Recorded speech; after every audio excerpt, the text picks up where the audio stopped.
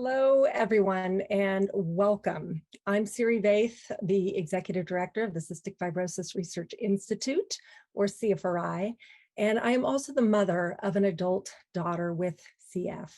It is my honor to welcome you to this important workshop on navigating bias, lessons learned from lived experience. CFRI embraces diversity, inclusion, justice, and equity for all community members, and we are committed to creating and maintaining an organizational culture that is welcome and inclusive for all, and to address the multifaceted needs of our diverse CF community. We offer many psychosocial support programs for the CF community, and you may have seen many of these posted on the CF social work listserv. But for those of you who are not familiar with us, I do encourage you to go to our website, cfri.org. This workshop really is the result of feedback from you, all you in attendance, and your colleagues. Last year, we sent a survey through the CF Social Work listserv to assess unmet needs of CF patients of color as well as their families. And as part of that survey, there was resounding interest in participating in webinars addressing diversity and inclusion. And so I thank those of you who inspired this. And I also want to thank the members of CFRI's very dedicated Diversity and Inclusion Advisory Committee for helping to bring this to fruition. I also, before we get into the meat of the webinar, I want to thank the sponsors of our Diversity and Inclusion Program, whose support through educational grants has made this training possible. And these include Vertex Pharmaceuticals, Viatris, Gilead Sciences, Chiesi USA, and Genentech. So now it is my pleasure to introduce Linda Jenkins of Jenkins Consulting Group, who will moderate today's discussion.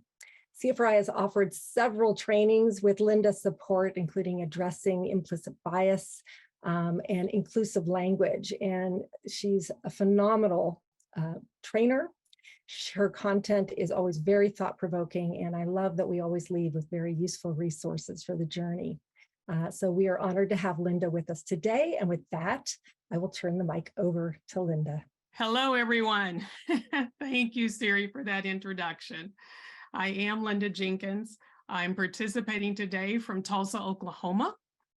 I am a certified trainer to facilitate workshops on disrupting unconscious bias. I'm a Black woman. I'm a citizen of the Muskogee Nation.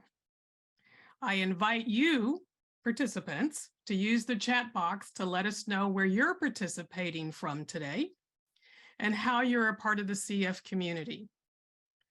Also, please let us know how you identify regarding race, ethnicity, and ancestry.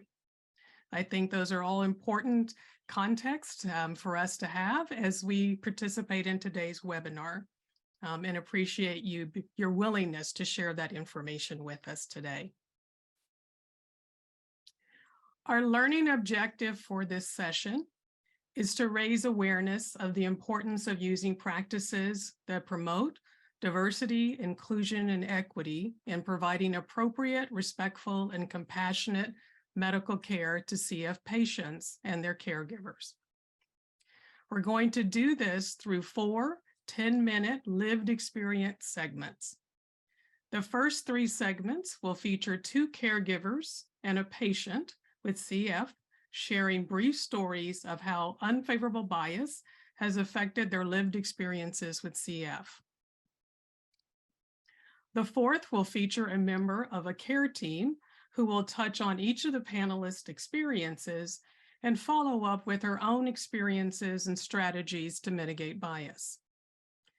After each segment, you will be given an opportunity to share your thoughts on what could have been done differently by care providers to give the patient and the caregiver more inclusive and equitable experiences. And as a reminder, if you have an actual question, please put that in the Q&A box. So comments and thoughts with regard to what could have been differently in the chat box, and then actual questions for us in the Q&A box.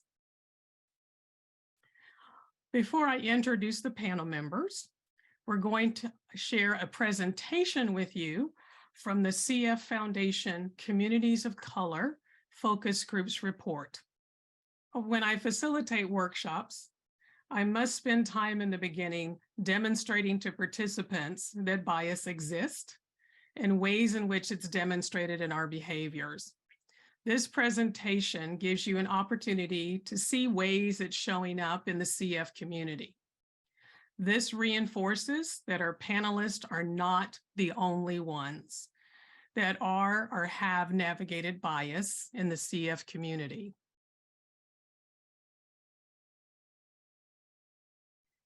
I'll let you read through the responses from focus group participants.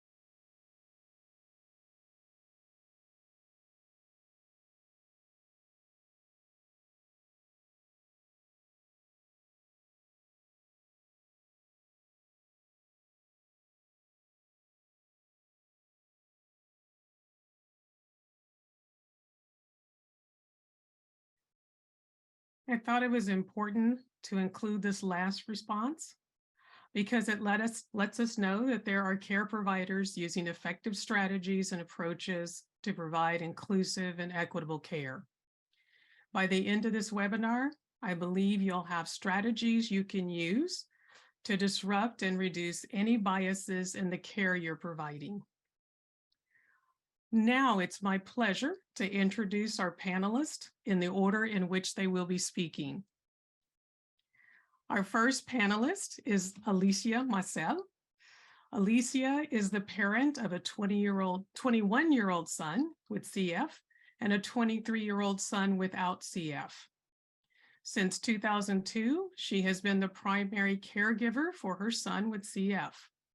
She has been actively involved in parent advisory councils at Children's Hospital of Orange County and on CFRI's Diversity Committee and Mother's Embrace Retreat Planning Committee. She lives in Southern California. Our second panelist is Marianela Fajardo. She is a mother who had 2 kids with CF. Her son is still fighting his fight with CF. They live in San Jose, California. Our third panelist is Jalen Cooper. She's a 2022 graduate of the University of Central Arkansas for Medical Sciences with a Master's of Health Administration. Recent graduate, congratulations. She's a part of the CF community because she is a person with CF. She lives in Little Rock, Arkansas. Our fourth panelist is Kimberly Morse, LCSW. She has been the CF social worker at Children's Hospital Los Angeles since 2011. She lives in the Pasadena, Los Angeles area in California. Now we'll have the pleasure of beginning with Alicia. Well, hello, everyone.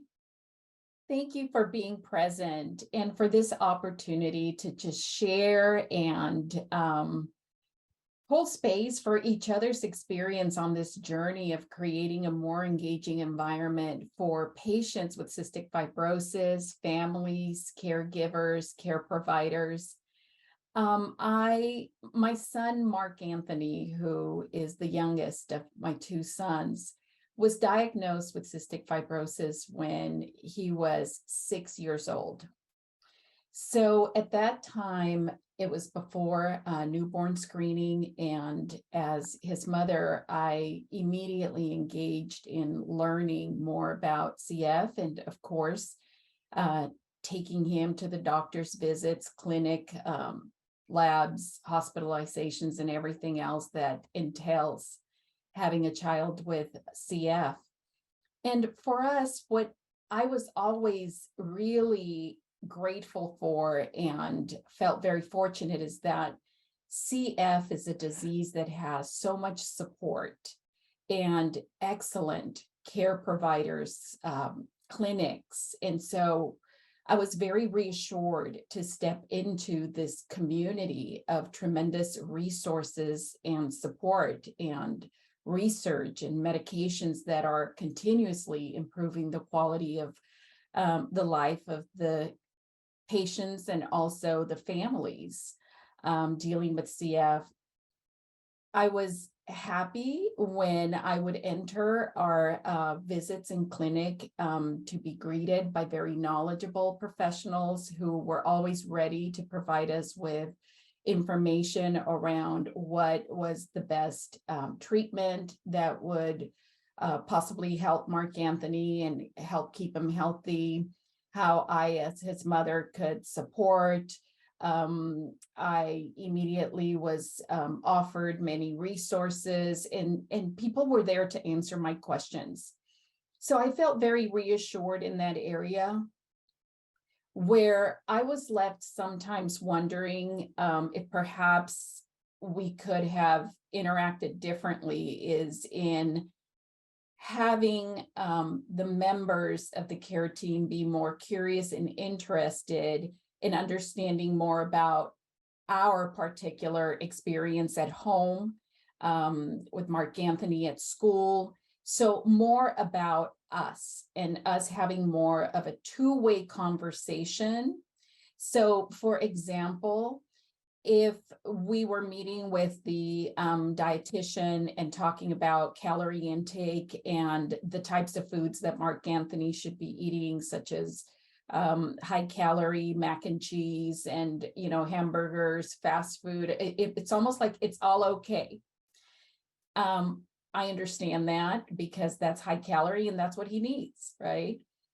However, there was this part of me that felt very ambiguous about that. It's like, I want to accept it because I trust the professionals, the caregivers that are giving me this information. Yet there's something about me that tells me, oh, that's still hard to accept. And I never really had an opportunity to express, you know, how that was landing for me as the decision maker who would put the food in front of my son. And it would have been nice to have felt seen and heard and just experience more curiosity and interest on how these recommendations were going to fit in with our lifestyle, our beliefs, our traditions, our practices. And so I was, there was this sense of disconnect after every visit where I felt very informed, but not so much heard or seen or validated in some areas and aspects of the next steps and things we were invited to do and, you know, expected to do with the care. Would you say that you were looking for more of a partnership with the care team and not as much a feeling that it was a one-way interaction and expectation? Yes, I think you're right, Linda, that is the right sort of word, one way, the right words. It felt a bit that way. And if what we're really looking for, and we know that it's very important to have buy-in and engagement from the family, the person with CF, it's important to build that connection from the get-go, and not only build it, but to sustain it. And what I was longing for was an opportunity to also share our side of the experience as we were working to figure out how to really wrap our hands and minds and hearts and everything around dealing with CF. And it did feel very one-sided, which again left me wondering, okay, how do I work with this? And I would have found it helpful to ask that question and kind of share some of my ambivalence about some of what we were being asked to do, with these professionals that can support me, can kind of help us work through some of the questions that we might have. And I must say that we did have an opportunity to do some of that with the social worker who was often part of the care team. And that felt very reassuring. However, it almost felt like there was a disconnect between our session, those 10, 15 minutes that we had with the social worker, and the 10, 15 minutes that we had with the other members of the care team, because that sense of curiosity and openness and real intention to build that connection didn't always translate into every single one of the visits with every one of the care providers. So that consistency wasn't there. Yeah. So you think that the social worker was approaching it with a partnership and giving you Yes. those avenues and opportunities, but that wasn't necessarily the case with the rest of the care team. Right. And, I can understand everyone's under tight time constraints. Clinic is very busy all the time. So juggling all these dynamics can sometimes really interfere with that sense of connection, genuine, creating that safe space where it's okay for us to show up with our questions, with our traditions, with our way of life, because that too belongs. There wasn't really space to talk about that and to kind of discuss it and arrive at, okay, here's how we might be able to make it work. Again, it felt very one-sided, and I was left feeling a bit like, okay, so how do I reconcile, what we're being asked to do and what we know can lead to better health outcomes with our lives at home? And when they weren't in alignment, I wasn't exactly sure where to go. Where was my support to be able to address some of those questions or concerns? Marianella, you're the next person to share your experience with us today. Good afternoon, everybody. Thank you for joining this discussion, which is very, very important. But I want to speak a little bit on the Hispanic community and just the communication barrier that really was so difficult for me when my oldest daughter was first diagnosed with cystic fibrosis. That was back in 2000. And I started my journey at 2001 at Lucille Packard Children's Hospital. Fast forward, she got diagnosed at 4 months. So for the first 4 months, we did not know what was going on with her. She was in and out of the ER. They did every test possible and everything came back negative. And so they decided to put her in a semi-coma per se, because her coughing just would not stop. She would literally turn blue. So a doctor from Stanford came to San Jose, and that's when she was diagnosed with cystic fibrosis. That's where I started my journey. They sent me to Lucille Packard. I remember arriving there on an appointment and saying she's going to be admitted.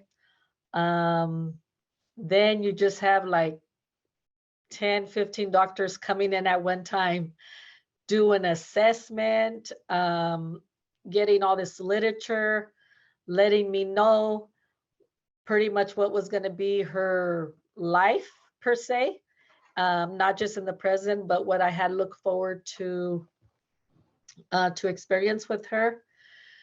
Then having to translate everything to her father that was only Spanish speaking was very difficult, because I was just trying to learn. I had to look up, how do I say this word where he will understand? Because I didn't even understand it and it was in English. At that time, there was pretty much nothing in Spanish that I could read from or even send him home with some type of information. Then being at the hospital, it becomes kind of your second home. And for me, I could relate so much to the messages that were up there earlier, because that was one of the things they told me is this is a Caucasian disease. I'm first generation here, but my parents are from Mexico, but their father was from Mexico. So they didn't understand how is it that we had a child with CF. Fast forward a couple of years, I pretty much ended up meeting so many people that were Hispanic, that the Hispanic population just started growing.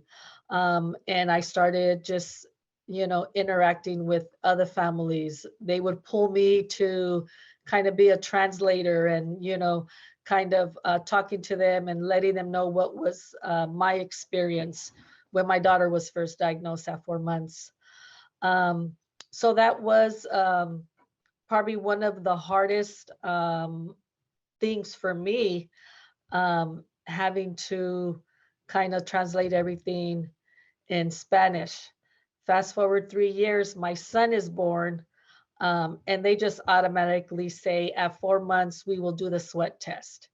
And he was also diagnosed with CF, but he was healthy until about 7.5, 8 years old was when he started with his symptoms. He'll be 20 in May, and he's doing very well. By the age of 18, he took over his whole care. And sometimes I could hear him explaining to his dad kind of how his visits go and what is it that they tell him. And sometimes it could even be difficult for him to have to kind of explain that. And luckily now he knows that there's a website where his dad can go to and read anything that he wants to read about cystic fibrosis and what is the care, what is, what it entails of the needs that they will need, not just with medication, but therapy as well. And is the website that his father can use now in Spanish? Yes, you have the option to convert to Spanish. And what organization is that website provided by? The CF Foundation. Yes. And I will pipe in from CFRI that most websites now, you have the option to click on your language choice. Yes. So there you are do. many more resources, thankfully, now than there were, when you first started your journey, Mariela. Mhm. And Yes. Siri, about how long has that been available as a resource for people? The full translation since 2020. And So when it's you get to just the within website, the last couple of years. Okay. absolutely. And I will say that's, something I see for all organizations, and, that we're all working, CFF, CFRI, to build our resources. And so it used to be on our website, we had, one window that was in Espanol and people could find articles there. That's still there, but then we now have the capacity to have the entire site translated. Yes. Some years ago, we did do a recording with Dr. Mila. He was the doctor and I was the parent, and we did this in Spanish, that we were able to send out all those recordings. They were like DVD, CDs to so many clinics, that parents, if they wanted something in Spanish, they were given the CD and they can view it. Pretty much had every question that a parent can ask, and then also kind of a little story of how my journey started and with CF.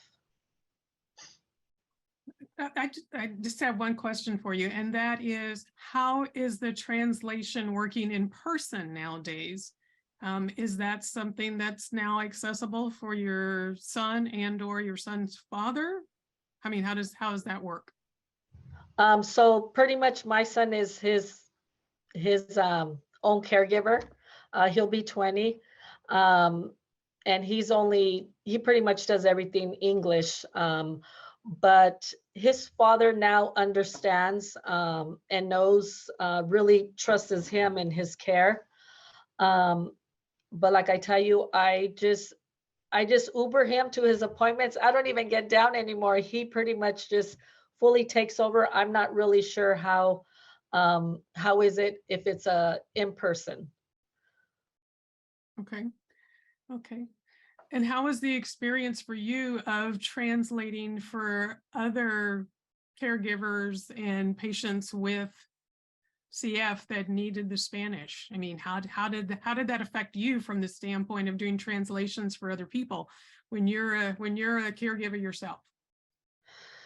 So usually my lot of my translations were actually doctors would pull me to if they were either in a room or they had to talk to a family when I was usually there in the hospital. I was always available by telephone. I would have a lot of parents give me a call. Just for some reason, when you speak to another parent that is going through the same issue, it's like you guys understand each other. And a lot of the times, parents didn't want to hear it from a doctor. They didn't want to hear it from a social worker. But if they heard it from someone to say they are walking in my shoes, especially when it's, first of all, there's a language barrier. They only speak Spanish and somebody's trying to translate, they're just not going to receive it.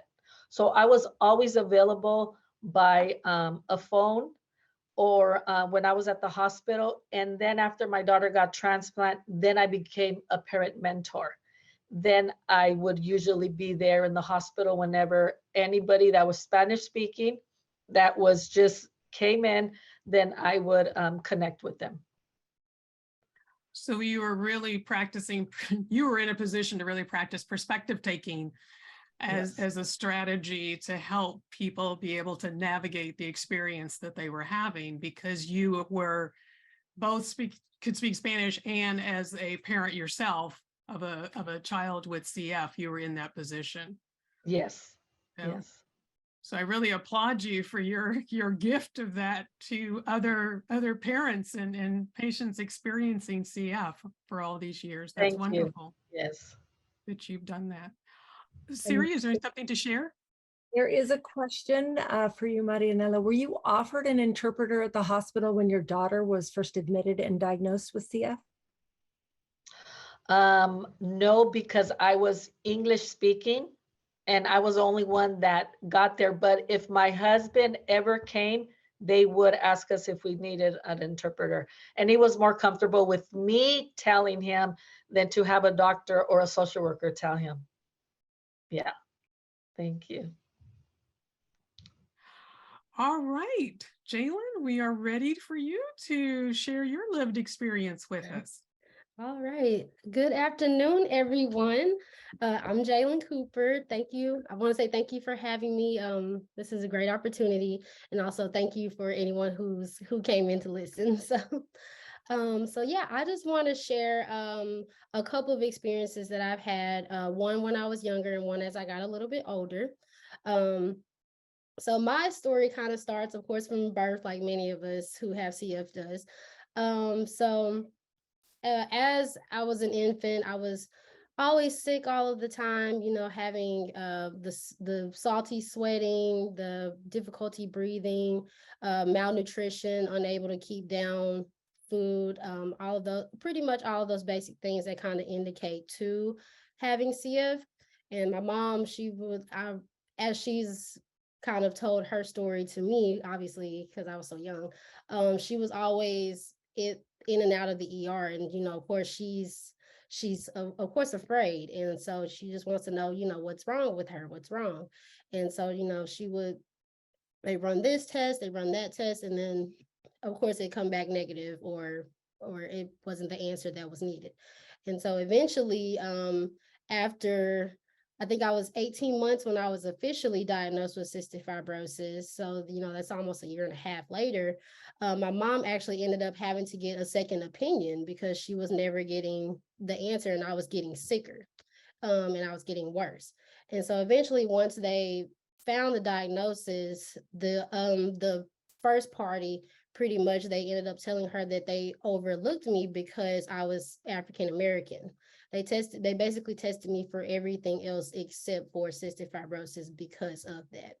And so obviously with something like that, that's obviously very scary, and it's very dangerous also, just because of the color of my skin. That shouldn't be the reason why this is ruled out. Every symptom was there that indicated to it. So it didn't really, of course, it didn't really make sense to rule it out. However, once they got the diagnosis, I started to, get on treatment and get better. And of course, you would think that, okay, everything's great now, right? However, it doesn't stop there. It's been a continuous journey of learning and self-advocating, of course, from my mom, and then it transferred to me. And so as I've gotten older, I've kind of almost had to emulate the way how she's advocated for me and kind of do the same thing as well. And so as I've gotten older, once I started getting into my later teen years, maybe around 15 or 16, my mom, she was still going to the doctor with me, but she let me go into the room by myself. So that way, as I was getting ready to transition into an adult and going into college. And so she was like, you need to be able to do this by yourself, and you're going to run into this problem. And so, of course, now it's all on me now, which is also in and of itself kind of scary at that age. I remember I had a clinic visit one day, and it was my first time being in there by myself, and I was actually being seen by a new physician. And so this particular physician, came in, we go through the pre-screening, all of that. And so they ended up looking through my chart, and then they saw that I had CF, and they were kind of taken aback because they hadn't, I guess, come across it before. And he was basically surprised or almost in disbelief that I had CF, like, this is a Caucasian disease. This has to be not a mistake, but, it has to be something else. And that was my first time where I had to learn how to advocate and actually speak up for myself with a care professional. And that was also something that I felt not heard in a way. And also it can be very frustrating because, of course, when we come to the hospital, we're just coming to get healing and care and understanding and hope for whatever it is that we're coming for. And instead, a lot of times where I've had to go to the hospital, or whether I was being hospitalized or a clinic visit, I almost feel like you have to be on guard, or you have to almost be in defense mode or ready for battle. And that's not how you should feel when you're going to the doctor, because you're coming for help. And so then that's just one example of kind of the things that I've been through. And now I'm 26, and even still I go through some of those things. Can you tell us a little bit more about what it means when you say I had to be in defense mode, or like I'm going into battle? Mm-hmm. Do you still feel that you're not going to be believed, and that there isn't trust there in the context of your caregivers? Mm-hmm. Not so much now as today, but I think that's just come as I build that patient, physician, or care professional relationship. However, I think most of the time where I feel like that the most is during hospitalizations, because you're seeing, you have different rounds of doctors, nurses, respiratory therapist. So, you might be seeing you might see this person today and you see a whole new person tomorrow. And so a lot of times you have to adjust to different personalities. You have to adjust to different ways that people do things. And so by what I mean by feeling like I need to feel on guard is because a lot of times when you're, how can I explain? So, okay. But a lot of times I feel like I had to be very, very assertive in order to be heard, because they felt like that they knew better than me, which of course they went to school for this, they studied for this, and they have the expertise. However, I think a lot of the problems come in with the non-active listening part, or lack of empathy or sympathy, because or even just a lack of bedside manner. And so with that, it's already hard kind of dealing with this disease enough as it is. And then also when you're kind of going through a medical crisis, you're already sick. Your mind is sick, your body is sick.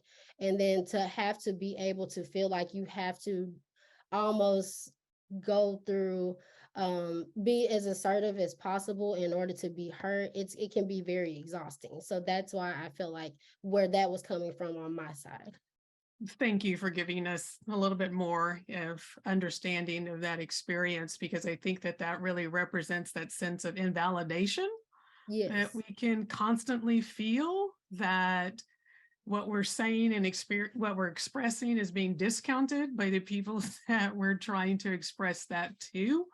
And that can be deeply rooted in our information about how the pain, how Black people experience pain. I mean, there's stories about misperceptions that our skin is thicker than the skin of white people, and therefore we don't feel pain in the same ways because, you know, we're literally thicker skin, and doing things like, so just historically, there's so many examples of ways in which we have different perceptions of how Black people experience pain, or how we handle different circumstances. And it's just not correct, but again, something that we're experiencing on an ongoing basis. Yes. And being able to share that. We do have a question in the box, but before I get to that question, I actually was going to ask you, Jalen, that when you talk about, you know, going to battle and being defensive, you had shared this with me previously about part of the assertion maybe also to protect your privacy. You had shared how you sometimes feel like when you were especially hospitalized, that you were like this rare bird that people would come to see, you know, that was such what a strain that is for you. So if you could just I can literally remember several times where I would have literally 10 doctors surrounding me.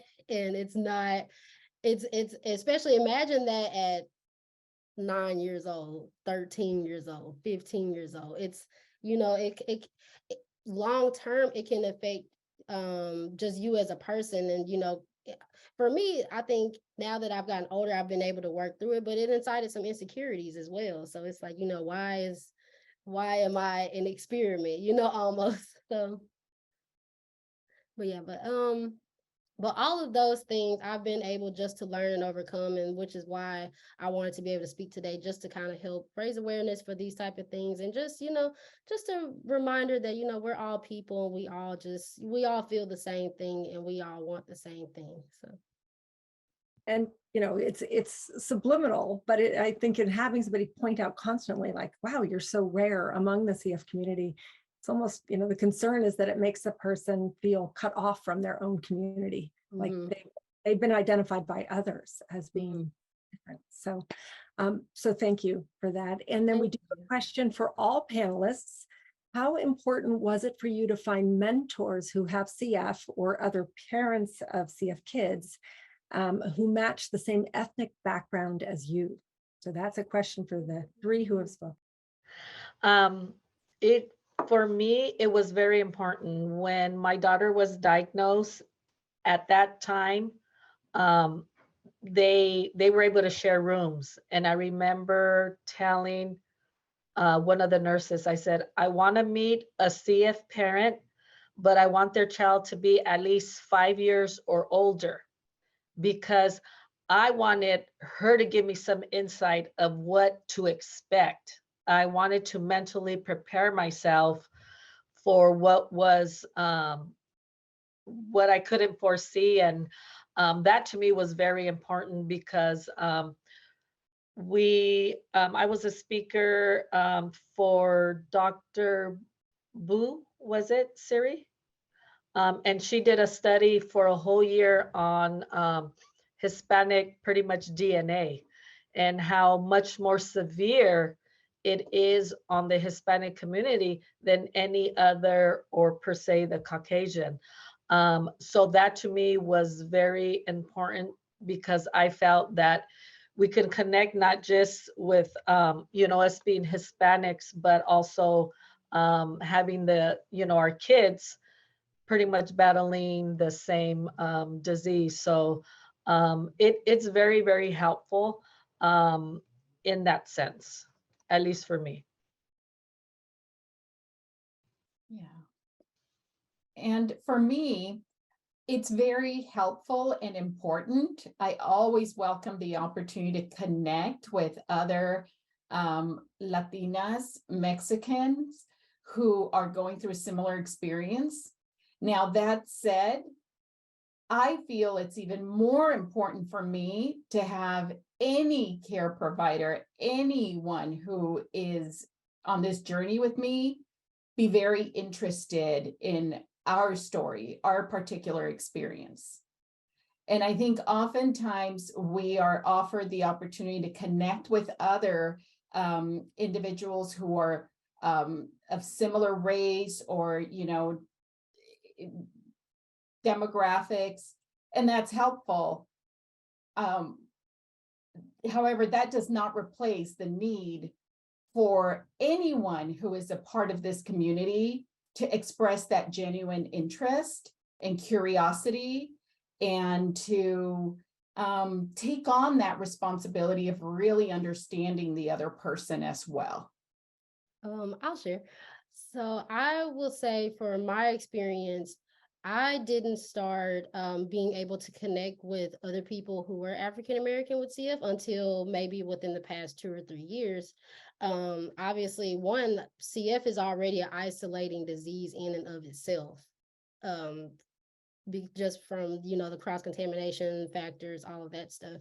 And I think that it made it even harder with the misconception that Black people couldn't have CF. So, it was kind of hard to find resources on where do you find these people. And so until I started kind of getting more involved with the CF Foundation, and just as technology has kind of advanced, I've been able to connect with people with CF who are African American. And I would say that those relationships have helped me, and then I've been able to help them with different things, and just hearing their experiences and how they handle certain things, like such as doctor's visits or finding other resources that we need. And just being able to relate on just some of the struggles that we've gone through has even been in and of itself almost a healing process, or just being, having that moment like finally someone gets it. And so those things in and of itself can be very, like what Miss Jenkins was saying, validating. So. Thank you. Thank you all for sharing. And Kim, you have been listening attentively, and I know that you are ready to share with us from your perspective, and that we're ready to learn what you have to share. Great. No, thank you everyone for the opportunity. And I think these forums are so important. And it's just a constant reminder that we need to create opportunities to successfully interact with patients and families that are similar and dissimilar to us as care providers. As social workers, I know there's a lot of social workers on this call, hopefully other disciplines as well, because I think we're always learning. Social workers aren't always the experts. We don't do everything exactly perfect. I think we're always learning as well. I'm hopeful to hear that from that one slide earlier that patients and families have had good experiences, interactions with the social workers. And I think we're continuing to build that skill set as well. So thank you everyone who's here and listening now or the recording. I did want to point out at the end, or there's either going to be on this the slide, or I think we're sending out a list of, we have some really great resources from the literature, from CFF website.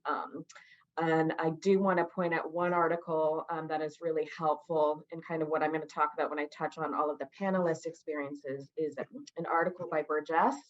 It's Reducing Racial Bias Among Care Providers, Lessons Learned from Social Cognitive Psychology.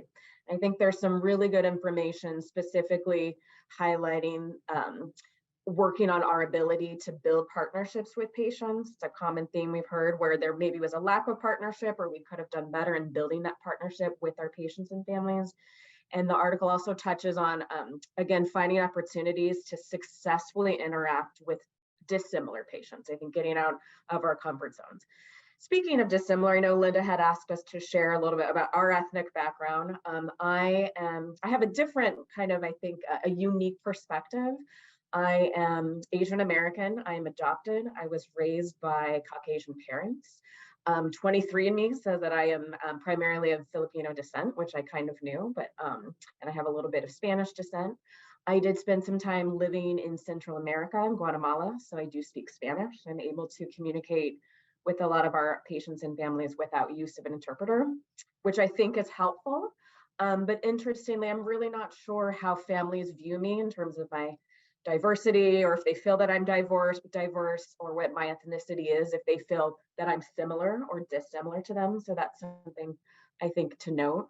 But as Alicia pointed out, regardless of connecting with people, I think it's important to connect with those who are similar or we perceive they're similar. But regardless of who we are, that we are aware of that diversity of with what we represent and those that we're working with. So specifically at Children's Hospital Los Angeles, we are a very diverse care team. And by diverse, I mean we have varied ethnic backgrounds, religious backgrounds, staff that speaks languages, not only Spanish, but Arabic as well. We have representatives from the LGBTQ community. Most of us are educated with advanced degrees, but we still come from very diverse socioeconomic backgrounds. And one of the focus groups that has happened at our center, I think our families really noted the diverse staff representation. So I do think there's something to be said about feeling like you can connect with your care team, that they are of a similar background, or maybe will be more understanding or open to learning about your background. And I just want to touch on each of the panelists. I'm starting with Alicia. I know you had mentioned in another meeting, specifically, we were talking about nutrition and diet and foods, and that you really didn't have the opportunity to talk about what you eat at home and what you enjoy. And there were a lot of assumptions made. There was a comment about mac and cheese, and that's not even something that your family necessarily enjoys. And so we know that food is such an important connection. It brings about a lot of traditions. It's so important for families to share, whether it's traditional recipes and things like that. And so we heard from our families, especially our Latinx families, and we included at an education day, a cookbook. It is actually borrowed from another CF center, so thank you for that. But they had great recipes for tostada, salsa, sopa de tortilla, things that they actually enjoy. And it's because we asked and engaged with families. What do you want to hear? Also though, one thing in remembering strategies to disrupt and reduce bias, we don't want to assume either. We have a family, for example, who eats kosher. I don't want to assume they want a recipe book with kosher recipes, but I would obviously want to engage with them first. Is that something that's important to them? Or do they have something they can offer us? Perhaps we don't have the recipes and they could share some kosher food recipes that we can share with the other community. Thank you, Marianella, for sharing. I know when I started just in 2011, I was surprised at the limited amount of Spanish language materials. Unfortunately, at Children's Hospital, we are always offering interpreters. We really try, I know social workers and other people try to advocate to not let family members interpret for their other family members for the very reasons that you said, so that you can focus on learning the information. It's safer, it's more appropriate. So we are fortunate at Children's to have a lot of in-person interpreters, and not only Spanish, we've had Arabic, Russian, and other languages outside of the CF community. But one thing too that I remember specifically at a meeting, there was a really important person from in the CF community who actually made this comment about when we asked about Spanish language materials. This person said, well, Hispanics don't have CF. And I thought, okay, I've been in CF for like 2 months. This is back in 2011. I know that 46% of our patients and families identify as Hispanic. And I also, was a little bit surprised at that comment. And I noticed the limited representation in the videos. There's wonderful videos and materials, but there wasn't a lot of representation from Latinx, Black, even Asian communities in these videos. And we would watch at this conference, like these wonderful videos that were put out. And I thought, I can't relate to the faces that I'm seeing.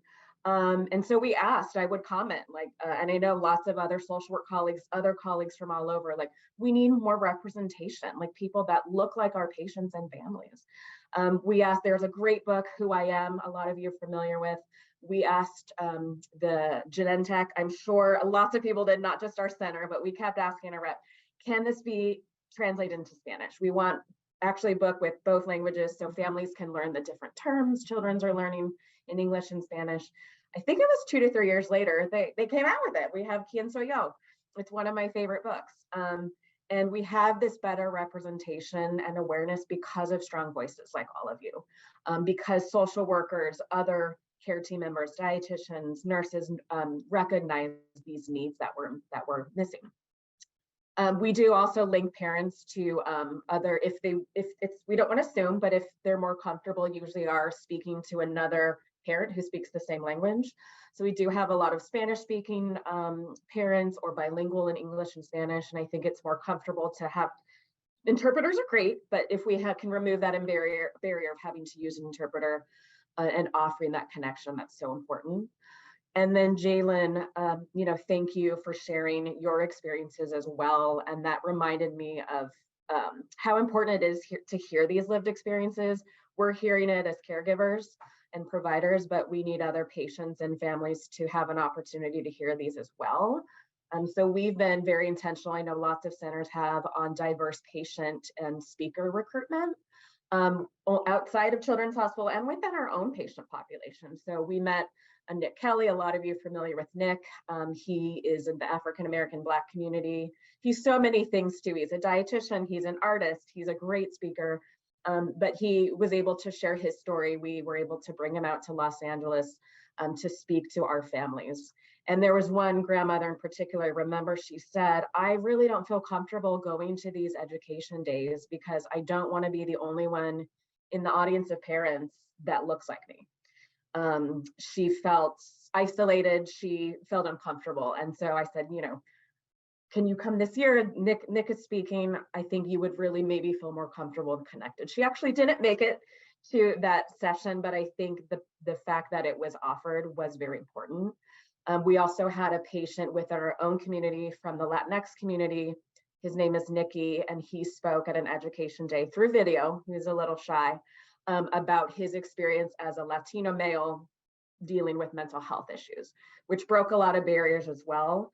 And I think we just wanted to empower Nikki. We know that these voices, that people need to be heard, and we really want to connect communities to decrease this sense of isolation that so many of you talked about. I know we're almost at time, so there's some great resources. I will let Linda kind of wrap us up, and then I look forward to, if for those of you can stay in the Q&A. Definitely. Thank you to all 4 of you for what you've shared with us. I feel so enriched by having been given the opportunity to moderate this panel today, because everything you've shared has been so beneficial and positive to hear, because it really gives me hope about the future that we're creating together, and that our willingness to share and speak up is the way for us to make things better. And as Kimberly was sharing, the resources that we've cultivated for you are really focused in on both giving you more exposure to other lived experiences and ways in which people are experiencing bias, as well as some of the best resources that we could find from the standpoint of strategies that you can use to mitigate those biases. So if you're really interested in learning and understanding more about the power of perspective taking, if you want to learn about being able to treat people as individuals versus treating them as categories or basing your reflections on stereotypes, then there's information about that. If you're really looking for information that helps you understand ways in which you can seek to identify your own biases, because it's certainly important to first understand and acknowledge that you do have biases before you can really go out there and seek ways and strategies to mitigate them or to disrupt them. You have to know what you have and being able to do that. So I hope you take some opportunities to really look through those resources. And and find the ones that fit your particular situation the best. And I think that there are both some that are on video and some that are written, because I know everybody doesn't like to read, but some people may prefer to get their information by video and being able to look at those strategies that you have. And we're just at time. So, excuse me. Just to let you know, there are 2 questions. There are only 2 remaining questions. So if I could impose on people, maybe we can address those, run over just a few minutes, and then we can stop the recording from there. And I do want for anybody who has to log off right on the hour to let you know this is being recorded. And that's why I want these 2 extra questions in there so that they're included. But we will be distributing a link to this for you to review, share with your colleagues. And for people who weren't able to attend today, and I'm so grateful to everyone. It's clear, obviously a busy clinic day, I'm sure for most of you, and you've taken the time to be here. You've shown up. So this is so significant. So the last 2 questions, I mean, first of all, so many words of appreciation for all the panelists for what you share. Somebody did want to know, Jalen, for the people who had these expressions of disbelief that an African-American woman could have CF, they wanted to know, were these mostly white providers? Did you have different reactions from people of color? Who were your providers? Yes, to answer that question, most of those people were white males. So. And then the last question for everyone, do you find support groups for caregivers helpful and beneficial? Are there additional ways that CF centers can help patients and families feel supported by the CF center as well as other CF families? Yes, I absolutely find those resources to be very helpful. And not only the support groups, but also the education days, any type of activity that helps to engage the families and build connection, I think can go a long way toward, more positive experiences with the medical care treatment plans and all of that. Yeah. And I will jump in just to remind everybody, CFRI does offer a monthly virtual online support group for Spanish-speaking members of our community. And we do feel like there's such a tremendous need. It's underutilized. I truly think it's that people don't know it's available, but a wonderful opportunity and facilitated by Marilyn Calderon from, I think, Washington Children's Hospital in DC, CF social worker. So this does get sent out notices through the CF listserv, so please refer your families to that program. Theory, if I may add, because it's very hard for families to get to know each other during clinics because people are in and out. I know that once at CHOC, we hosted a webinar, or just not even a webinar, it was just a time when families could log on Zoom and connect that way. And so again, any way that we can build community amongst the different families that are part of a center can go a long way, even if it's just over Zoom. So with that, I really want to thank Kim, Jalen, Alicia, Marianella, and Linda for all you brought to this discussion today. I know I learned a lot. I hope everybody with us today learned a lot.